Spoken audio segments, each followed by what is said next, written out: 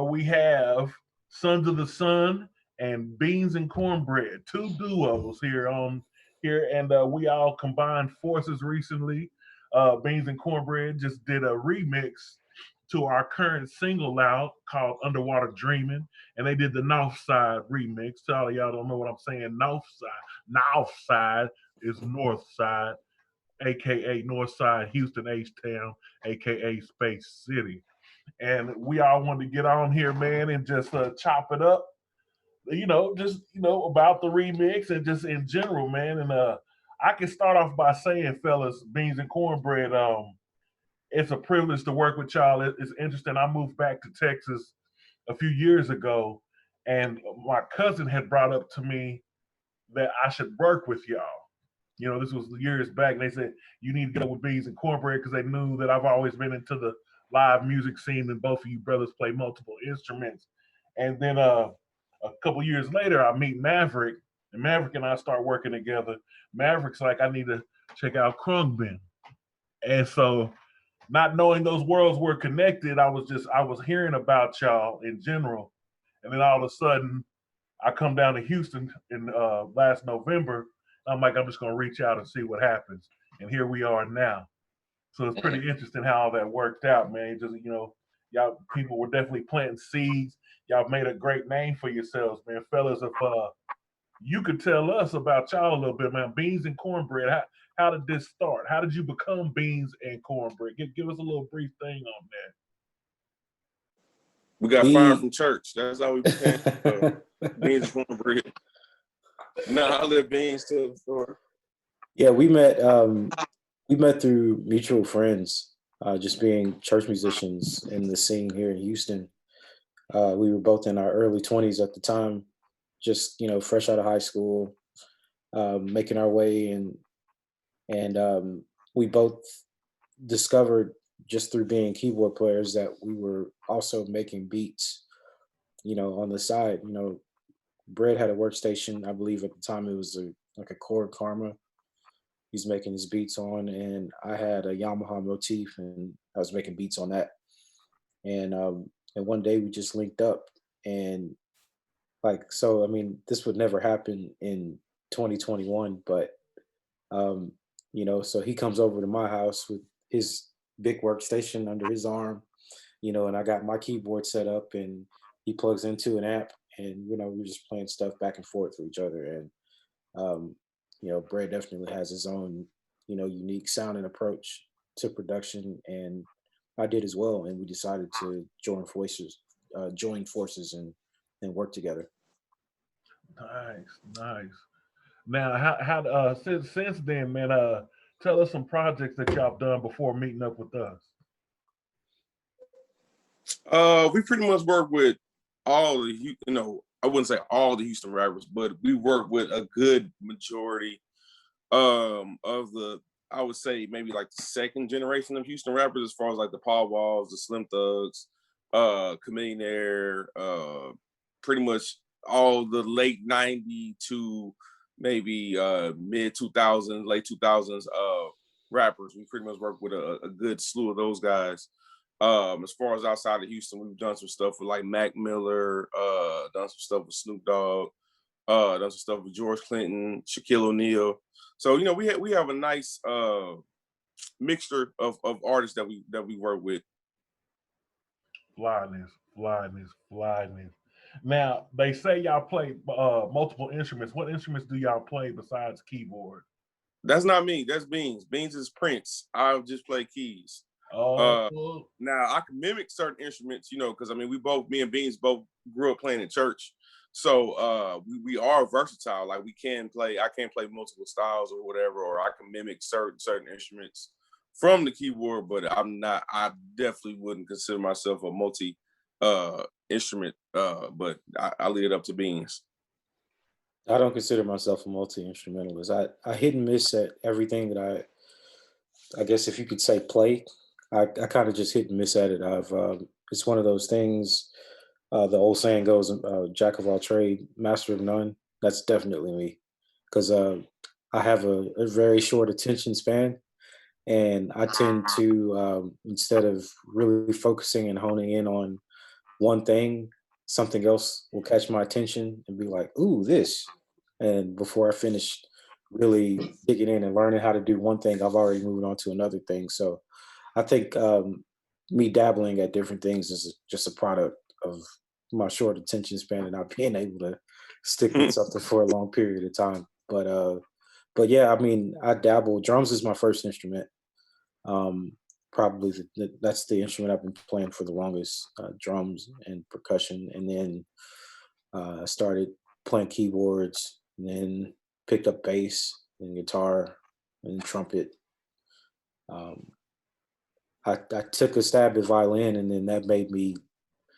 I think I actually had a come to Jesus moment when I picked up the violin. I was like, "Bro, you don't really even know."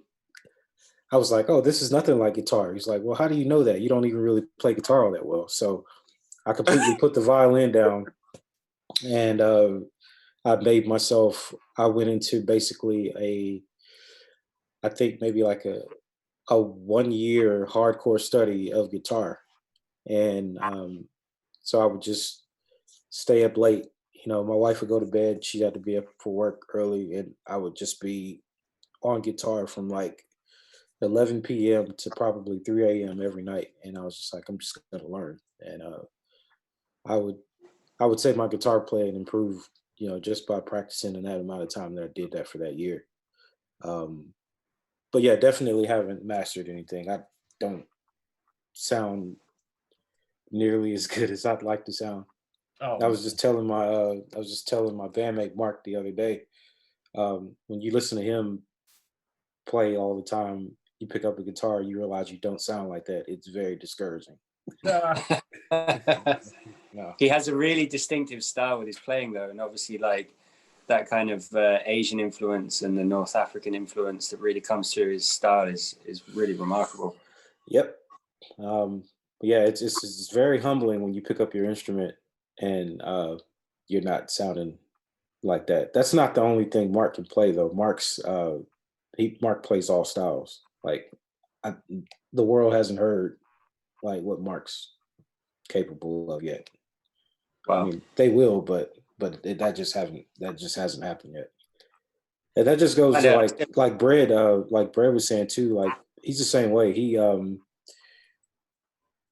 When he said it humbly, but when he says he's versed in a lot of different styles, there's a lot of musicians in Houston that are like that.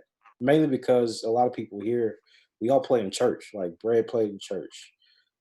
Mark and I played in church together. So being church musicians and playing gospel music encompasses all kinds of different, genres inside this one little thing. So in any given service, you may have to play like a salsa influence feel, blues feel, a jazz feel, a country feel, or whatever. And I think that experience, kind of hones your craft and your abilities a little bit more to be well versed in different styles, to be able to play stuff. So The church house. yeah, the church house. I mean, there's some of everything you got to learn at some point. It's interesting, man, because I went to Berkeley College of Music, man, and all the top dogs were the cats that were coming from church from all over. They were always the Yeah. church cats because, it just amazed me to see that many musicians coming there, and also like you say, like I got intimidated. When I stepped into Berkeley, and then all the big fishes of the small ponds were coming to play ball. All the top church musicians from wherever they were coming from. It was like, oh, I'm not as cold blooded as I thought I was. But I feel like you got to surround yourself with people like that that keep you on your toes because it makes you always realize there's another level to it. Yeah. And That's one of the things I love about my city so much, man. Like I feel like Houston is like a big Berkeley in that sense. It's just untapped and kind of undiscovered, but there's so much talent and a lot of talented people that come out of the city, man. It's like it's crazy, especially drummers. man, and that's one thing about when I moved back to Texas. That I love about Houston is that in comparison, I love Dallas. No disrespect, Dallas, but when I came back to Texas, Houston embraced me way faster for my style and just what I do.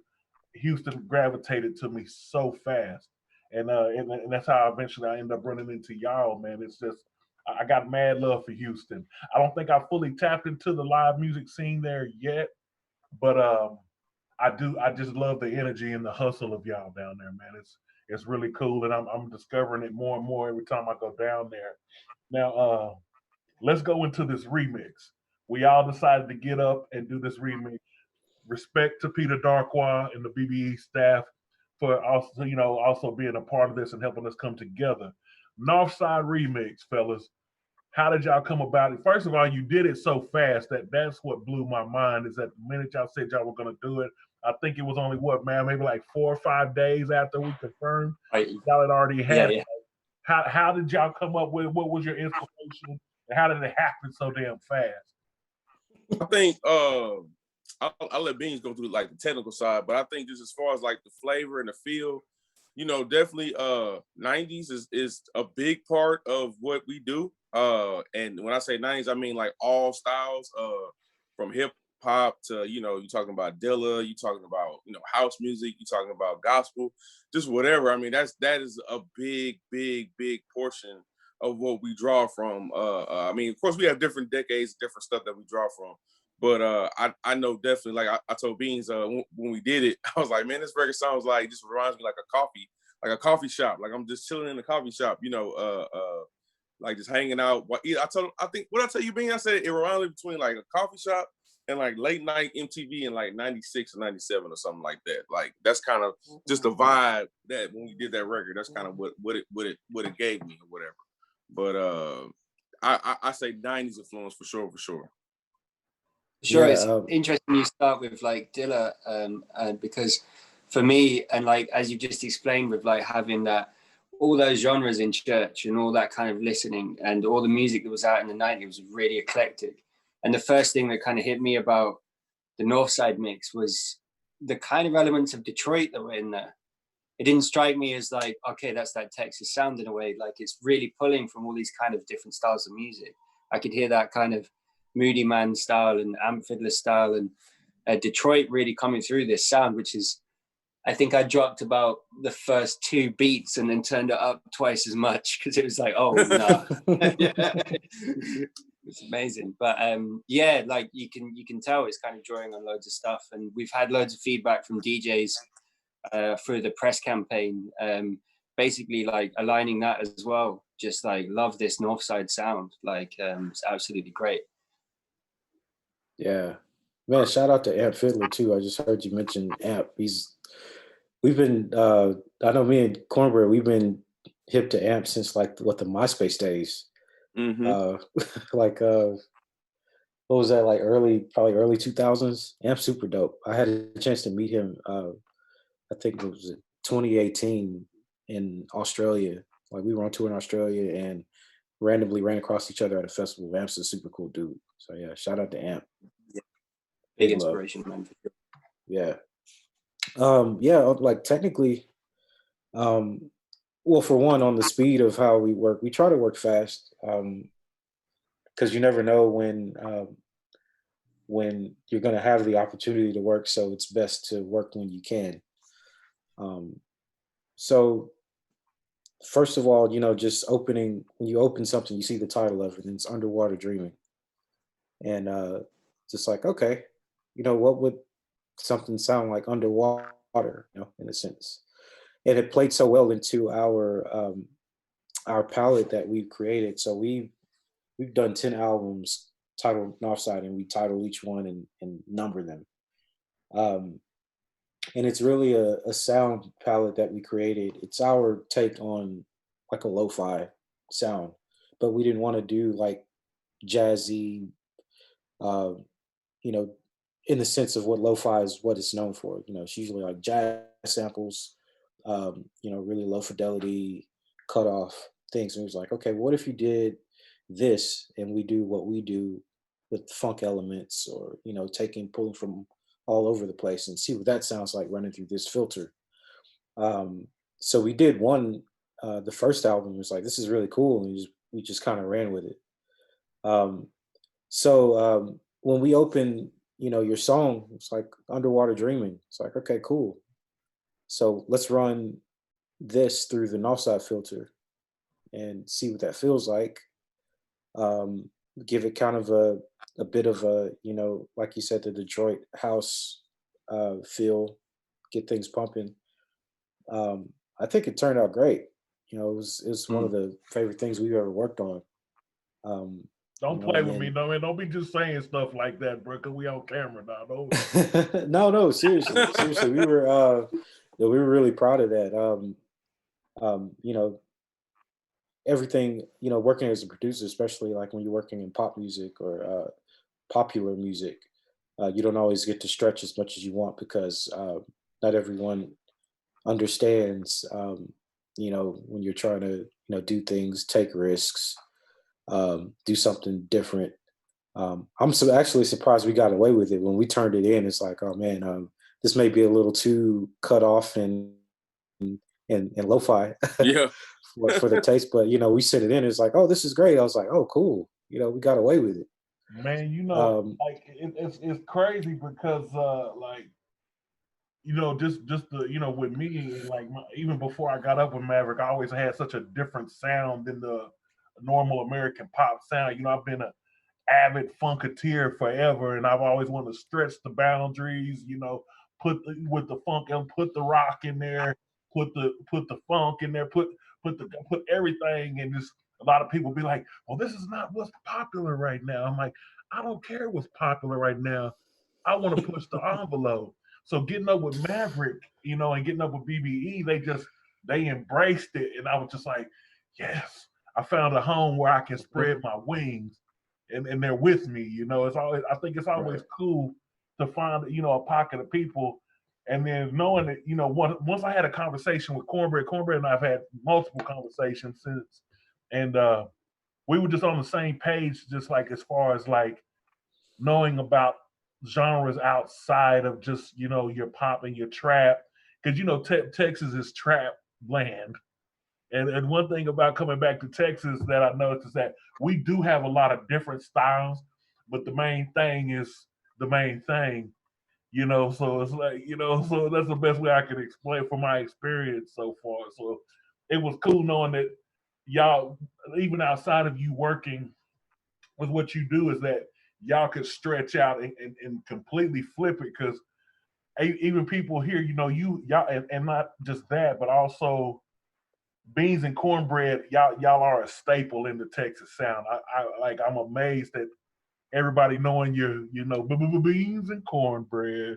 Everybody knows your thing, and when they hear it, when I play it for people here and they hear you, and then they hear this vibe, it's like, this is different. This is different. And I think it's just cool because it gives us a chance to stretch out as a collective together. And then also, we were reading some of the feedback recently that we got from some of the DJs. And somebody in Austin that was on there, one of the DJs in Austin knew y'all, was like, oh, it's cool to see Beanz and Kornbread go outside their reign in Texas. You know what I'm saying? So, yeah. I saw that. I think it was Matt Sanzala. Yeah. Well, yeah. We're familiar with him, man. That was a good look. I think like we were talking earlier about the musicianship side, and me and Beanz were both being, I guess, humble about our skills as musicians.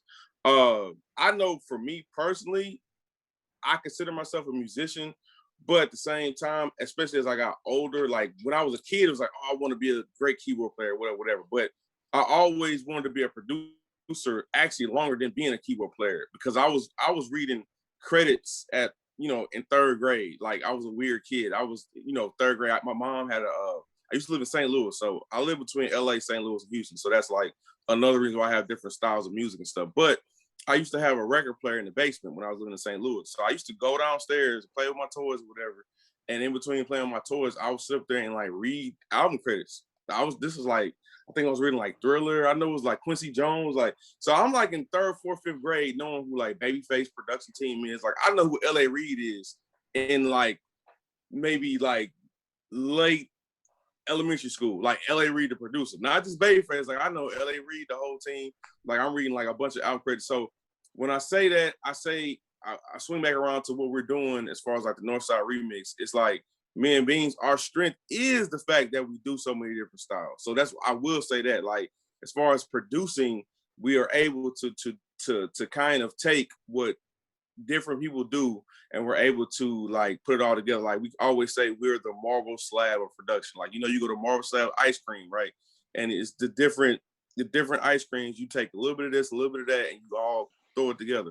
I think our strength, me and Beanz strength, especially as producers, definitely as musicians, but it's definitely as producers, is we're able to take different vibes and put those things together and kind of make it make sense. So that's basically what the Northside remix is. Man. Sick. Yeah, man. I mean, y'all were one hit. Y'all hit it and quit it over here, man. I don't think we had any complaints from the jump. Right when y'all put that in the email to all of us, man, it was like, yep.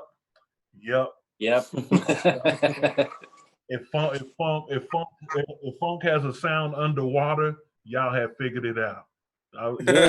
Yeah. That's the that was the thing. It's like, you know, like running it through that Northside filter kind of put it underwater and gave it a, you know, kind of a wavy thing, you know, especially with the vocal, like trying to make the vocals like, you know, how do you make this sound like it's underwater?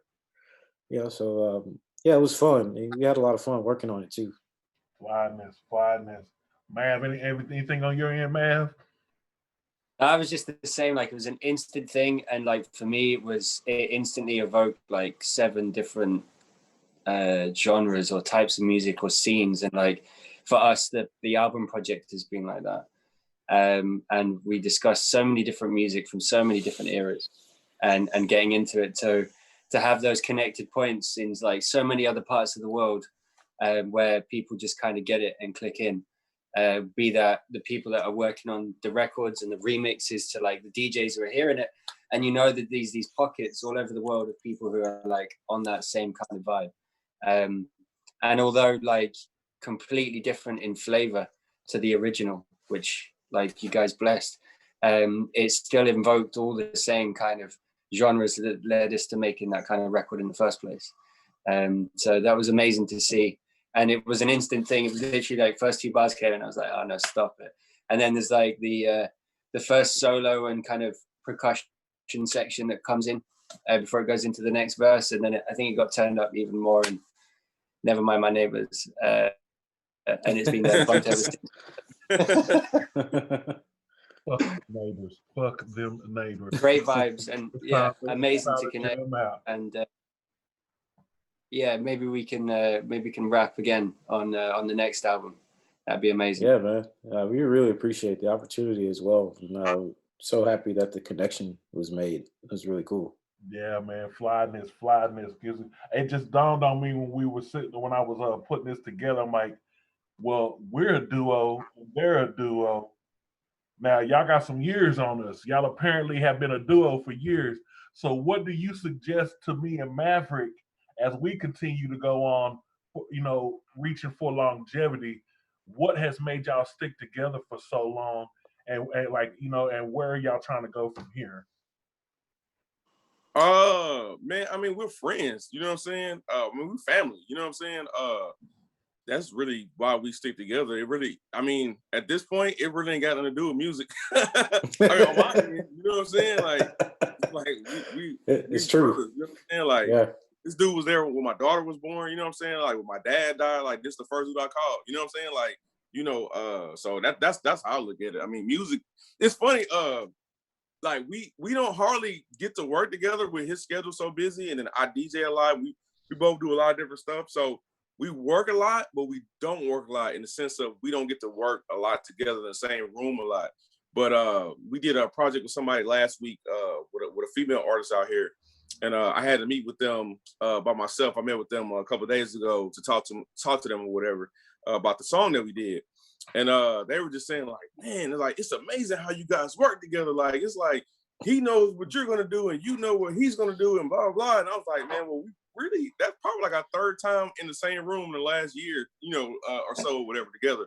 And they were just amazed, like, oh my God, like, how you guys do that? I'm like, man, that's just, you know, that's, you talking about almost 20 years of friendship and 15, 16 years of just, producing together and not just producing, but just playing together. We've done stuff as musicians together. We've done different things together as far as music. So, man, I mean, really, that's kind of how I would describe it. And also, like, I think a point of working together too is like anticipating, what your partner's going to do. Like Kenneth, Brett, he knows my weaknesses. So when it's time to get to doing a certain thing, he knows it's like, okay, this is where I need to come in and I need to save him because he's about to crash and burn. but yeah, I mean, like, just that comes over time, which is knowing, just doing the work and putting in the work. Like I said, we live in the same city, and we're pretty much working the same way, virtually, because of scheduling, and then also, with COVID, just doing stuff, and it's easy now because there's the internet.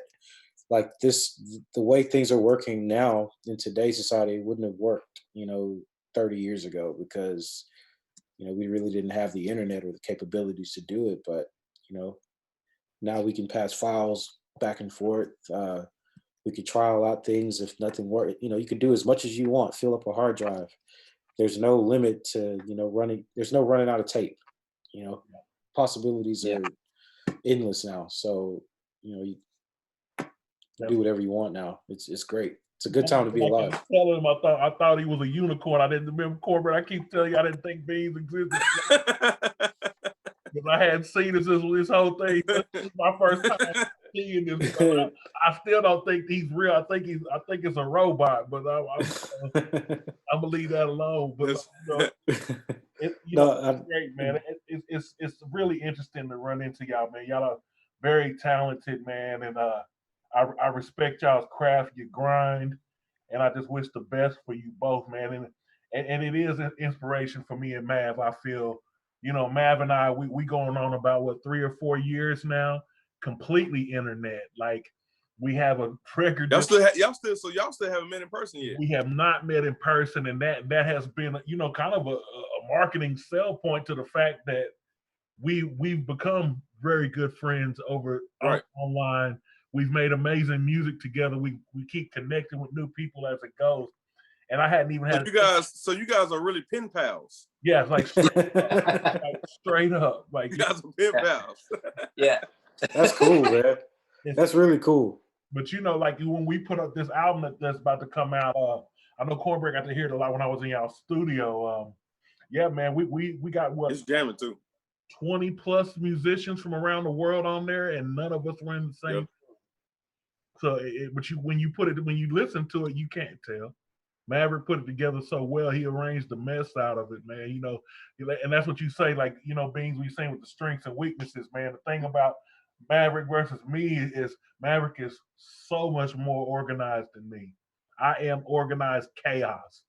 And that's where we kind of, that's one of those things where it's like Maverick is the glue. I always call him the glue.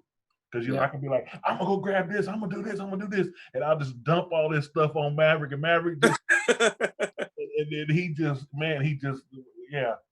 But then that's the flip, isn't it? Because all that spontaneity and all that creativity and all the amazingness in between the notes is what brings the magic. And like, that was amazing to do, and like, you can hear that embedded in your music and say, Jay, everyone we work with. So it's a real blessing, man.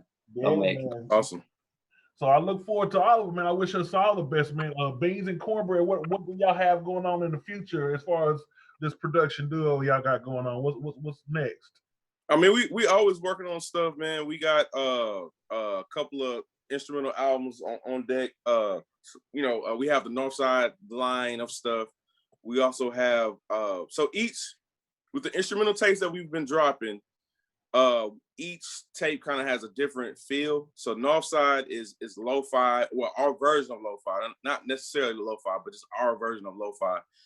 Then we have another series called H-Town. H-Town is more like more of the quintessential, quintessential. Let me see my bunny ears. Quintessential old Houston sound, whereas guitars and the country rap tune sound that we're kind of known for. with mix that up with the screw influence or whatever, and it's kind of lo-fi. So that's that's kind of like its own thing. Then we just released another tape called Swap Meet. Like I said, I'm originally from Los Angeles, California. I was born in LA, but Beanz has a big West Coast influence too. So that's one of our big, influences in our production. It's West Coast, LA music. DJ Quick is one of my favorite producers. Battle Cat, Daz, Superfly. I can talk about West Coast music for like the next 3-4 hours. But that's another tape that we have, Swap Meet. That's more West Coast influence. So we're always working on stuff. We got some unreleased stuff we're about to put out. Of course, we have some other stuff, that we're going to put out with some artists that we work with. We kind of just been waiting for the right time to put out the full songs that we have, and then juggling that with just the stuff that we actually write and produce for other artists as well. So we're always trying to work on something. Yeah. I like also, like Ray said, the timing and figuring out timing is the most important thing, because we've had a lot of experience with that also in the past. You can be so excited about something, and put it out, and it may not necessarily come out at the right time, or, people may not be ready for it. It doesn't make it what you did any less brilliant. It's just like, well, maybe it was a little too early, but you definitely don't want to be too late on anything. But sometimes you can put stuff out and, can just kind of go over people's head at times, which is what I love, you guys being affiliated with BBE. They have such a massive following, and, you can get out, eclectic things, and you have a built-in audience that's ready to, receive what you're doing. So on our end, just being independent, it works a little bit differently.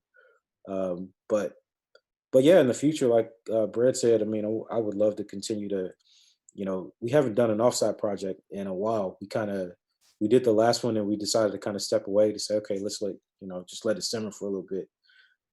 But especially working on this remix, with the amount of fun and the good time we had doing this, it's like, man, I want to get back to digging into that sound, because, it was a lot of fun.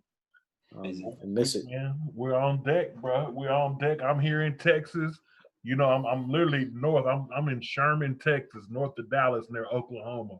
But Kornbread will tell me, man, I'll pop down to the H at any given moment. I said, you ain't got to get ready if you stay ready. You understand me? So we ready when y'all ready, man. I know Mav is always on deck, even though he's in another planet. He's right with us. What I'm saying, around the clock. But, hey.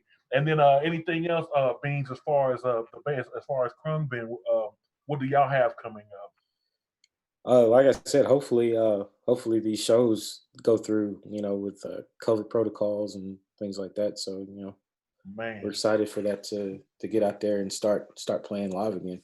I miss it so bad. I miss it. Yeah. But Texas kind of been real lenient on things. I've actually done a few shows in the Dallas area. I just jammed out with a band out there that I've never performed with before, and it was such a great feel. That's the first time I actually got to be on stage with a crowd in a band. And, it felt like, I got so emotional. Yeah, man. Yeah. I was like, oh my God, whoa, I miss this shit so bad, man. I miss it so bad. I love making music. I love recording with all my heart and soul. But I think my superhero strength is in the live performance. I'm such a character, so I know that's where I can really go off, and not having that is just, it's crazy. I don't have the patience like y'all. I always commend producers, man. Y'all can sit in front of those computers for hours and critique it and analyze it and cut it up and all that. I can't sit still for that long. So that's why I'm glad I got people like y'all in my corner, because, man, the producer is just as important to me as the DJ, man. Y'all, if there's not y'all, there's nothing. There's none of this out here. So it's right on. But to everybody else that's gonna be watching this, man, this is the infamous Beanz and Kornbread. This is Sons of the Sun. We have teamed up by way of Texas and London, by way of BBE. Shouts out again to BBE for gluing this all together, making sure that we all got together and made this happen. Y'all be sure to go out there and check out Underwater Dreaming the remixes, including the Nawfside mix and the Tribe mix. And look out for all the Beanz and Kornbread instrumental album. I've been jamming the hell out of them, especially the H-Town series. I've been getting my rapping in my screw voice over the beats. I felt like a few times that Kornbread to make Kornbread knows I'm a space cadet. He has seen it live. I stay in the clouds, Cat Daddy, and that's the perfect stuff to listen to when you're up there. Yeah, man. Yeah. Big shout out to Peter Darkwa too, man. He's always allowed artists to be artists, so that's a real big important thing. Even back in the day, the stuff we did with Dilla. Big shout out to Peter, man. Yeah. Peter, let the music be the music. We call him what Mav calls him, the coach. He's been our coach in this process of us with this album, and Peter even went in and did the sequence. Like when we gave him the songs, he sat there and he put them, because the DJ experience he has, and Peter's got great ears, man. Yeah, great ears. The album, but it was cool. But beyond that, all he really did at the end of the day was like he heard 3 songs. It was such an old school way, and then we'll get out of here. It's old school way, like that. The fact that he didn't know what we looked like. We had no social media up. We put no songs out, and he heard 3 songs. And that's all it took. He's like, if you could give me an album like this, the business, and the rest is history. So it's really crazy that it's old school. Like as if we was in the 80s and the 90s, man. We gave that brother a demo, and he was like, I don't know who they are, but let's get it rocking. And then when we got into it, man, he just gave us complete creative control, man. And to any artist, especially an artist that gets signed, that's a dream come true, man. That that you get to be you, and they give you the space to be you. Yeah, man, that's special. Yeah, that's super special. And I think for us and for everybody else, man, we got to carry on that like Peter when we get to work. And eventually, I want to start bringing up the younger artists and stuff like that. I also would like to give them that space to be the because I think a great producer, exec producer, is going to understand to bring out the best in the individual versus trying to turn them. Right. Yeah. Yeah, for sure. But fellas, man, have anything else before we leave, man? Got anything else for us, man? Same vibe. Like, much love to BBE, like bringing this whole situation together. Much love, Beanz, Kornbread, Khruangbin, Sons of the Sun, each and every one of y'all and everything we're doing, man. I can't wait to connect again. But I'm going to keep on pushing this Northside mix for now. And we'll wait for the next one, man. Right. Right on. All right, man. Appreciate y'all. All right, brother. Thank you, guys. Peace. Peace. Yeah.